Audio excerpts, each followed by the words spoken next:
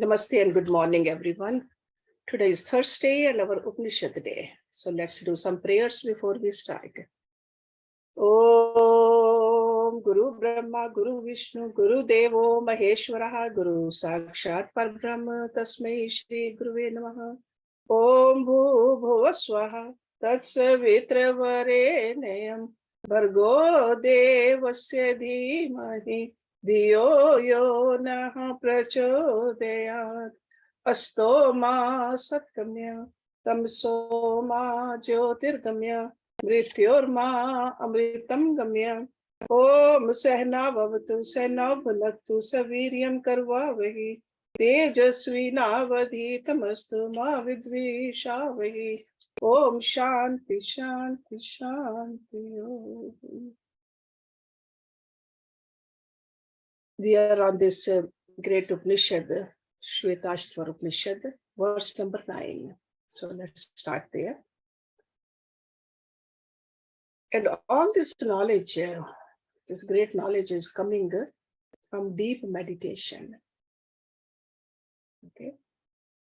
So if we do meditation, go into the depth of the meditation, we'll experience something like this too. Okay. So it's not only experience of one person, it's experience of all. So we need to do our practice also. So we should feel encouraged when we study something like this. Gya agyaho dvo ajau ish nishau ajahi ekaha bhoktri bhogyarth yuktaha anantaha cha atma vishwarupahi akartaha trayam yada vindate brahm etat. Gya means all knowing. Agya means ignorant. Dvau, two. Ajau, unborn. See, ja means born, aj means unborn. Ish, anishau. Ish is the Almighty, and anish means powerless. Aja, birthless. He means alone, ekaha, one.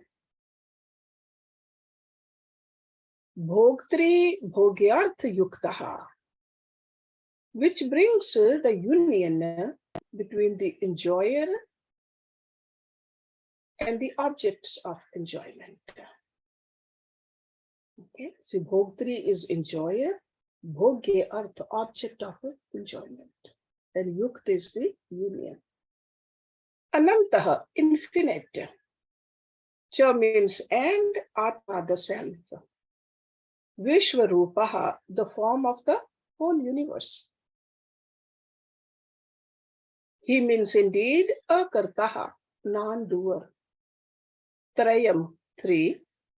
Yada means when, vindate knows, Brahma, the absolute, etat means this. The two. And which are these two? Ishwar and Jiva. Two. Are respectively all knowing and ignorant. So Ishwar is all knowing, Jiva is ignorant. Almighty and powerless.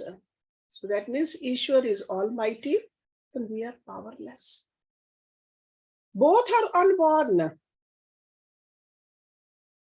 Prakriti alone, unborn, brings about the union between the enjoyer and the object of enjoyment. The self or the Brahma is infinite, of the form of the whole universe, and indeed a non-doer. One becomes liberated when one knows the three, Trayam. Three. We need to know these three. What are these three? Ishwar, Jiva, and Prakriti. So when one knows the three, becomes Brahma. We saw in the earlier mantra explanation was given that how we get bound because of the wrong notion of the doership and the enjoyership. And how we are liberated when we realize God as our own true self. That is the liberation. So the same kind of a thought is explained here, but little differently. So it's like sometimes we look at the things one way, then we try to look at it little differently to understand it completely. So first, I and God. I, the individual Jeev, is finite with a little knowledge, with a little strength.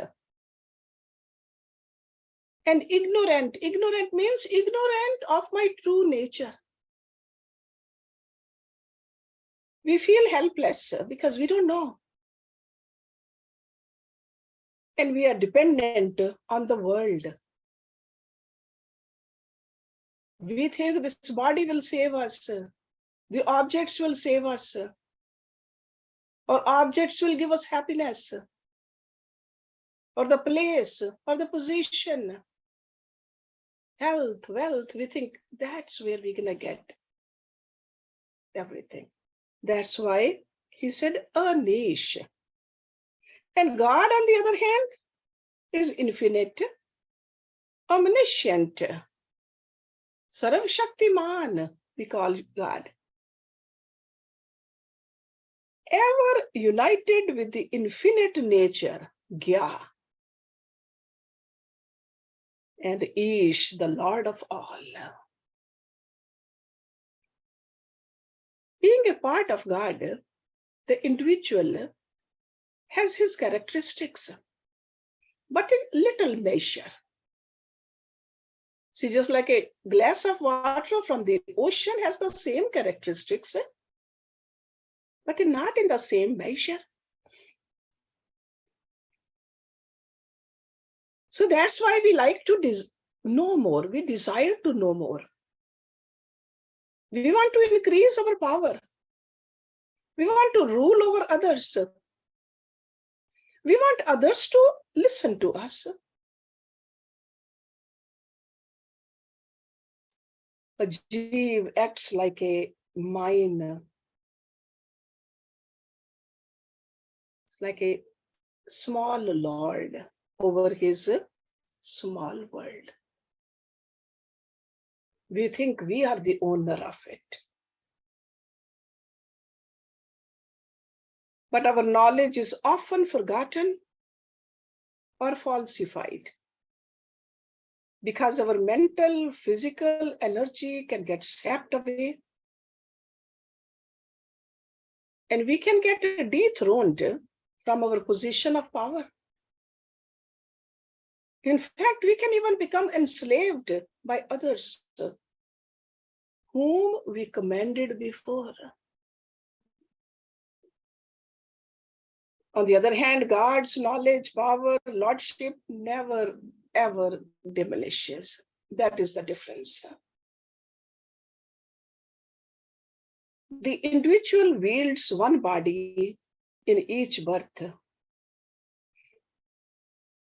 And that's what he considers his self, Deha Atma.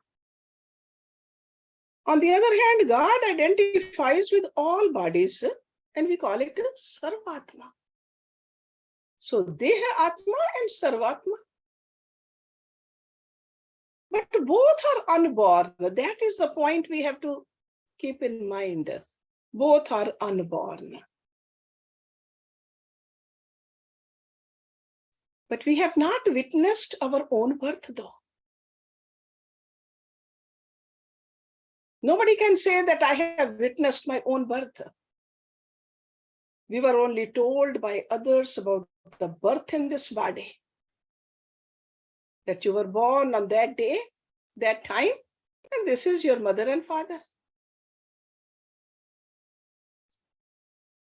And how can the part exist before the whole to see the birth of the whole, God? So that's why we don't even know our own birth in this particular embodiment. How can we know the birth of God? or origin of God. Or you can say, how can the individual exist before the total? We are the ansh of that anshi. So we don't know the total. So God doesn't have a date of birth.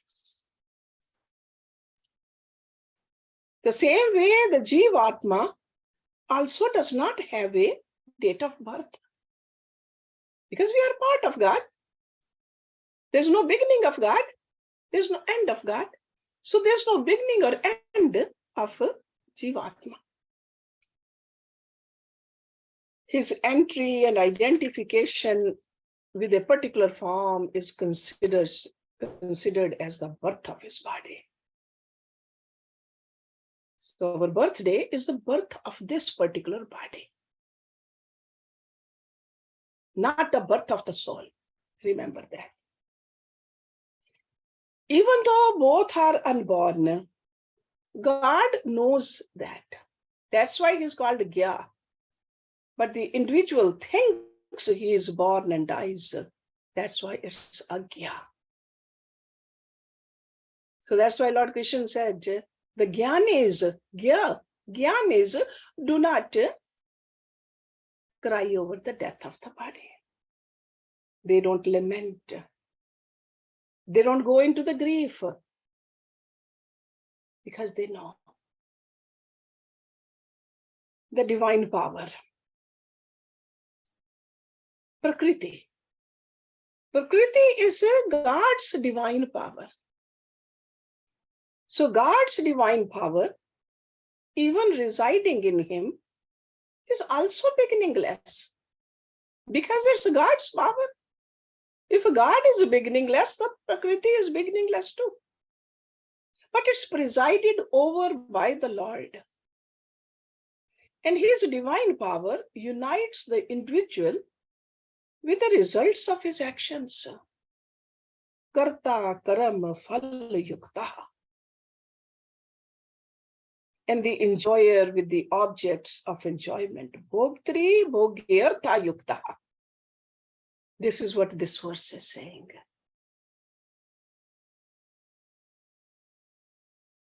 All is the one truth. The Atma and Paramatma is infinite, Anant, in time and space, therefore eternal and all-pervading. And being of the form of the whole universe, which is called Vishwarupa, it is infinite with respect to the objects. See, objects are limited, finite. God is infinite. Even though infinite it is, neither the doer of the actions, akarta, nor the enjoyer of the results of actions, abhogta. When the individual being realizes the essence of himself, that in essence I am neither bhogta nor karta, and when the individual knows God also and his divine powers, he understands them in reality. If we want to know what we need to do, this is what we need to do in this lifetime. We got to know God, we got to know ourselves. That's why every faith says, know thyself. We spend so much time knowing this inert world. How much time do we spend in knowing ourselves? So he says, when the individual realizes the essence of himself, essence, the Atma, and God, the Paramatma, and God's divine power, he understands them to be the one truth, which is Brahma. Differences between these three are only relative. but their oneness is absolute.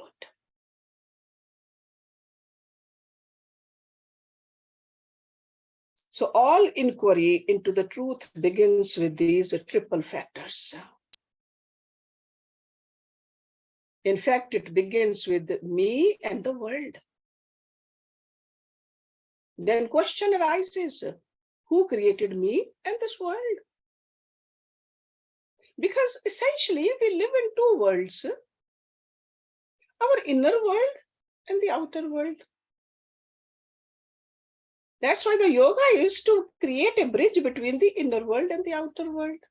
Then one day comes, then we want to know who created it. So that's where the inquiry about God, the creator, starts. When we think about their essence, their true nature, then we realize that it's one infinite truth alone. There's no difference between God and me and the Maya. Because they all emerge from this infinite truth alone.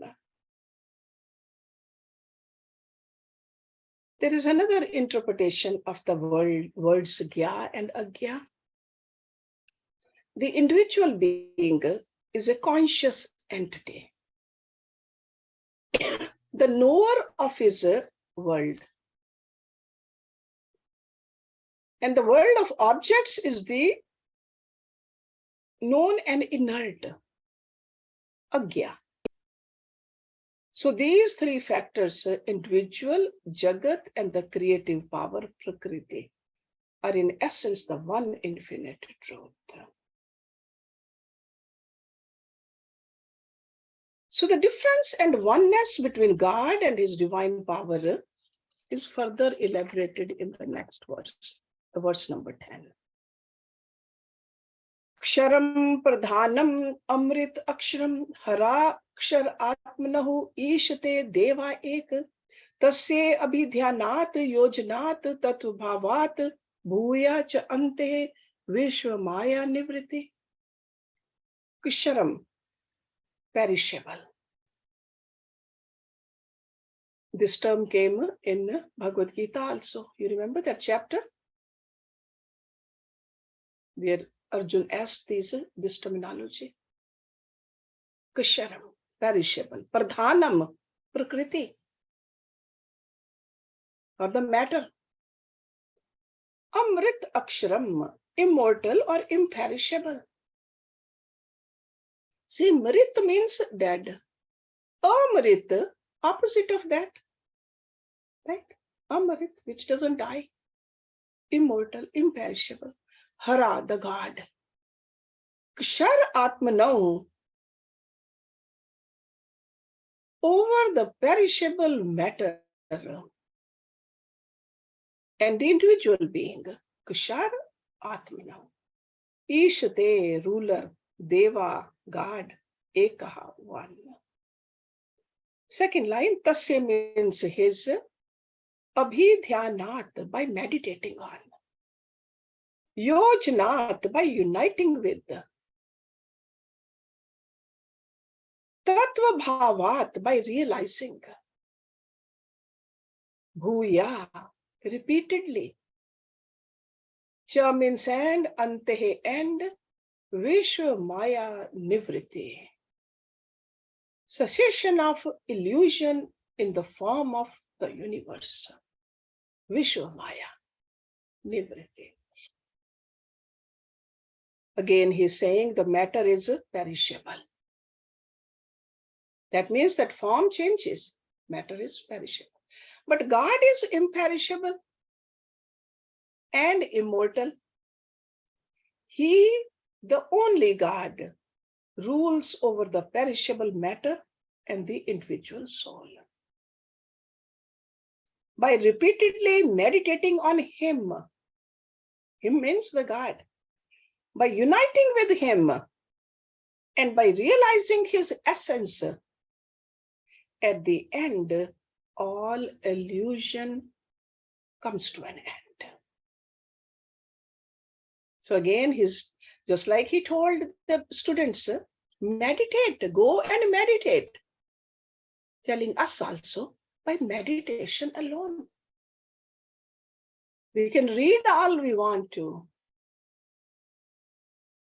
We can listen all we want to. But ultimately, the subjective experience will happen only when we meditate. So the very first thing he says, there's a difference. The God's divine power, Prakriti, which he referred in this verse as Pradhan. This Pradhan word comes from Sankhya philosophy. Okay, so Prakriti is called Pradhan. So that in which everything is kept at the time of dissolution, and from which everything is brought out as creation. Because this manifested world right now we see, at the time of the Pralaya, it will become unmanifested, completely unmanifested in that complete Pralaya. Where will it be? That is called Pradhan. Pradhiyate adhiyate asmin iti pradhana. It alone manifests as the entire world of the things and beings, and is ever changing and perishing. Kushar. Everything is subject to constant change. That's why that common saying among the philosophers, if you are looking at a tree, you cannot look at the same tree twice. Because the minute you look at it again, it has changed. Things are constantly changing. Constantly. Change can be viewed as a process of renewal or as aging, as a beginning of the new or as the ending of the old, as constant birth or as perennial death. We can look at it either way we want to. God, on the other hand, is birthless, deathless, Amrita, and also changeless, Akshar. And he has his divine power, Pradhan. God is represented as the auspicious one. And in this verse, he is called Har, the one who takes away all. Okay, Harati. He takes away our ignorance. He takes away our sorrows. He takes away our attachments. Attachments to the temporary. Har. He is also referred to as Dev in this verse. Dev means the self-evident consciousness which illumines all. Dev. Illumination comes from Dev, that shining. And he says God is one. Ekaha. That means one without a second. There are no two gods. Ekaha. He cannot be divided into half or quarter. Nor can he be added upon to become two or three. So, ekaha. So, ishate devaha ekaha. God rules over nature, the totality of matter, Pradhan, and also the entire creation of ever-changing things. So when it's unmanifested, God rules. When it's changing as a sansar, God rules. And beings, the Jeev Atma, that emerge from the gross and the subtle matter, God rules us also. The oneness, what does it mean? The difference between the perishing things and beings and immortal God are obvious, because their oneness is subtle and absolute.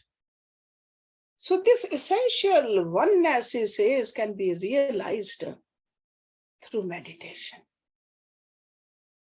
Because normally we think it's different.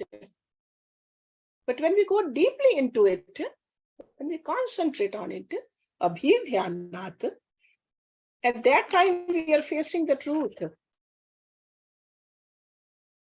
And we are showing our back towards the realm of the change at that time because we are facing the truth. We are seeing it in every form, in every place, at all time. Abhito dhyanat. Another thing he says, yojnat, union. Identifying with it as one's own self. Tattva bhavat. That's a realization. It is as I am the immortal truth. Aham brahmasmi. This is not something to utter. This is something to experience. The I, the essence, is nothing but Brahma. Aham brahmasmi. So the practice of meditation, he says, has to be done again and again. That's what bhuya means. Not just 1 week long retreat, not just 1 day or 2 days, again and again, bhuya. Until when? Till the ego that creates all the differences ends. Ante. Because ego is the one which has created a wall between me and my Lord. We got to bring that down. And then there's a total elimination of Maya. For that person. For others, it's still there. But for that person who has merged. With the death of the ego, the infinite self shines in its pure, pristine glory. When it happens spontaneously in the heart. That is the liberating knowledge. And Vishwa Maya Nivriti, elimination of Maya, this can be understood as the total Vishwa elimination of illusion, or the illusion of this world created by ignorance, Maya. So in the realization of God, the appearance of the world is not eliminated. We continue to perceive, we continue to transact, but without a sense of reality in it and duality. It's almost like in a movie. When we watch a movie, we know it's only something going on the screen. We know that we are the watcher, and the scenes keep on changing. So the same way we watch this world also. When people don't understand that the movie is just a projection on the screen, the people who identify with it, they start crying. They sob. But somebody will say that, no, it's only on the screen. It's not really happening. Why are you crying? The same thing happens when we become wise. When we have this liberating knowledge, we watch this world knowing that it's all an appearance. It is said that during the Mahabharata war, Karan's fire arrows, which is called a Agni Astra, had burnt Arjun's chariot. However, Lord Krishna's presence kept the chariot in shape, and Arjun continued to fight using the same chariot. After the war, Lord Krishna told Arjun to get down first. First he resisted, but then he did. So then when Lord Krishna stepped down, the chariot was burned completely. So The same way the fire of God realization burns away the ignorance, ego, and duality. Fire of God realization, which is called the Jnana Agni. However, even after the realization, in that particular embodiment, the person continues to function through the body till the prarabdha karma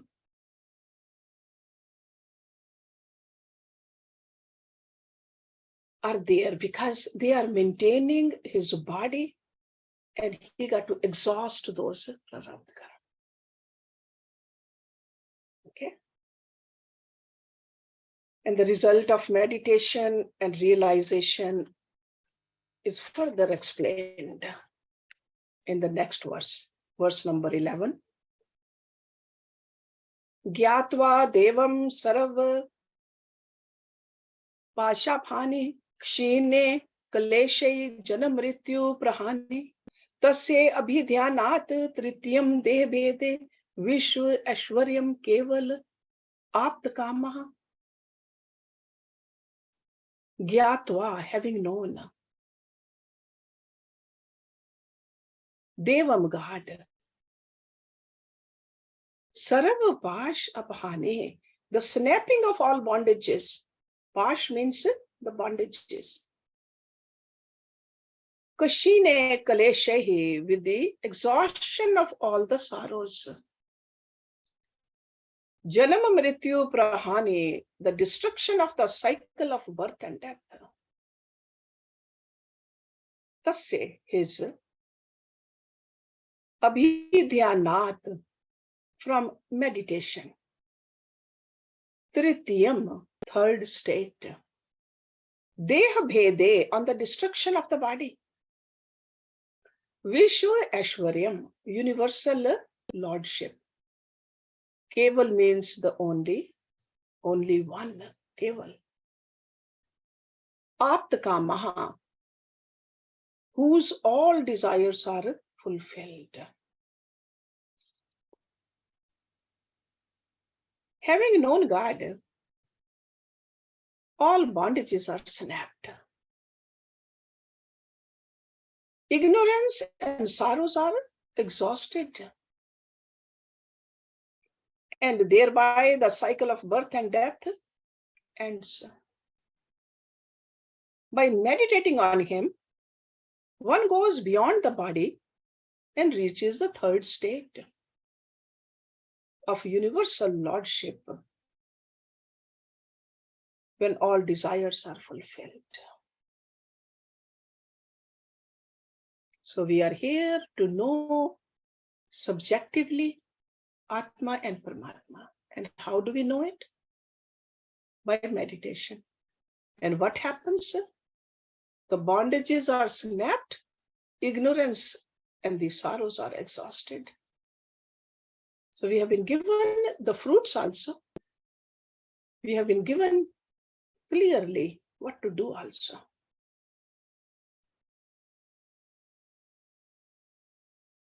It's almost like we are so used to living in our restricted area. That means the bondage.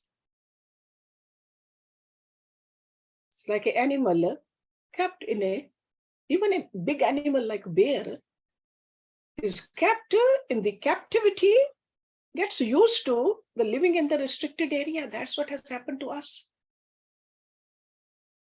Even when that bear is released from the cage, it does not comprehend its freedom.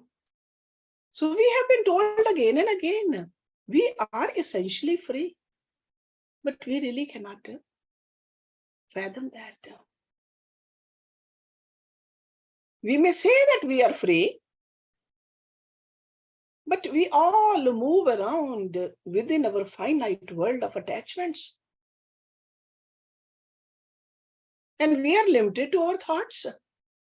So it's like an outer bondage also, the inner bondage also. So in our inner world, we are attached. Outer world, we are also attached. We may claim to be physically, economically, or politically free, but we are bound by 100 ropes of expectations. Asha pash shater vadha. Hundreds of them. Our likes and dislikes, our prejudices, our notions of right and wrong, those are all bondages. And they all arise due to ignorance or identifications with the body. When these ropes of ignorance and wrong notions are cut off, we experience total freedom, which is called Nirankush Svat Antariksham. This state is difficult to imagine in our present state. We got to have faith in these words of these gurus and do what they are telling us to do. They say, meditate again and again, regularly. Then you will know God. You will know that God as your own self.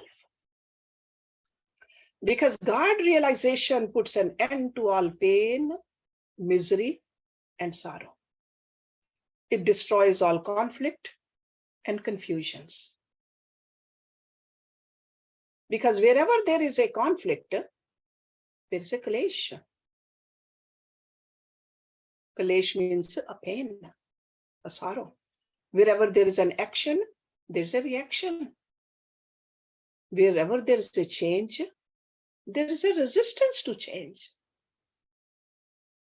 So a God-realized person has no clashes with anybody. God-realized person will never argue, will not resist or oppose others' opinion. Because that person has nothing to lose or to even gain something from winning an argument. If somebody insists that it's night, in the broad daylight, he says, okay. After all, after a few hours, it will be night. No argument. Only when one fully comprehends that one is bound, does one seek to free oneself. So scriptures, they advise us to meditate on God continuously. Or at least start periodically. When you see the peace coming, the knowledge coming, then you will do it continuously. When we realize the truth as our own self, the identification of the body drops off. Deha bhede. And we reach the third state of universal lordship. So awareness of the body is the first state of the world. The second state, and of God, the third state. And then he says, Apt kama, all desires are fulfilled in the state of realization. Right now, our desires are countless. If we try to fulfill them one by one, it will be impossible to do it. Because one we finish, 10 more erupt. So when it's almost like some people, they give an example of analogy of the tissue box. You take one out, the other one pops up. That's how the desires are. So we want happiness alone through the fulfillment of desires. When we experience the infinite bliss within, only then we are totally fulfilled. That is the right way. We then become the masters of the world. Totally independent, totally free, instead of being enslaved to the world. We seek nothing from the world, and there's nothing more to be gained from the world. We have finished our work over here. In the path of knowledge, because if somebody says, I am walking on the path of knowledge, Gyan Yoga, worship and meditation are means to purify the mind.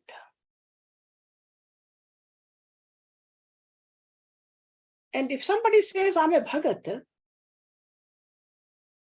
Bhakti Yoga, so path of worship I'm on, knowledge is a means which helps us to meditate on God.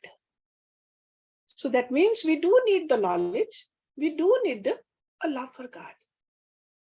Both are needed. We cannot separate them. And what is the highest knowledge a person can attain? That is given in the verse number 12, and we'll look at it next week. Let's end the class here with this mantra. Om Purnamada Purnamidam Purnat Purnamudachyate Purnasya Purnamadaye Purnameva Visheshyate. Om Shanti Shanti Shanti. Thank you very much.